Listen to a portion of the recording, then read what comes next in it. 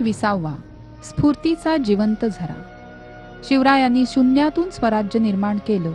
अशक्य होतं ते शक्य करून दाखवलं. म्हणूनच त्यांच्या चरित्रातून नेहमी आपल्याला स्फूर्ती मिळते. शिवराय नेहमी माँसाहेबांच्या आज्ञेत वागले. शहाजीराजांविषयी त्यांच्या मनात अपार आदर होता. आपल्या थोर मातापित्यांचं हिंदवी स्वराज्याचं मनोरथ शिवरायांनी पूर्ण केलं.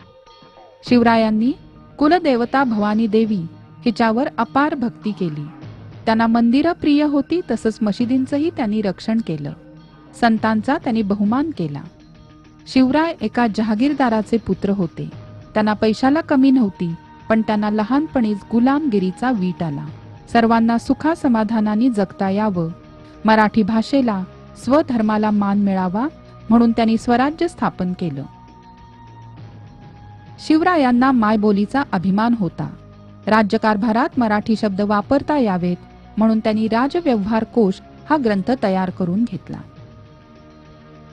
आदर्श पुत्र, सावध नेता, कुशल संघटक, लोककल्याणकारी प्रशासक, हिकमती लढवय्या, दुर्जनांचा कर्दनकाळ, सज्जनांचा कैवारी आणि एका नव्या युगाचा निर्माता अशा शिवरायांच्या व्यक्तिमत्वाचे तेजस्वी पैलू पाहिले की पुन्हा पुन्हा वाटतं, शिवरायांचे 8वावे रूप, शिवरायांचा 8वावा प्रताप.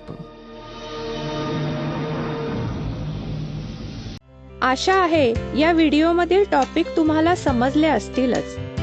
अजून पुढील व्हिडिओ पाहण्यासाठी आमच्या चॅनलला सबस्क्राईब करा आणि इतर पालकांना आणि विद्यार्थ्यांना शेअर करून पुढील व्हिडिओसाठी आम्हाला प्रोत्साहित करा.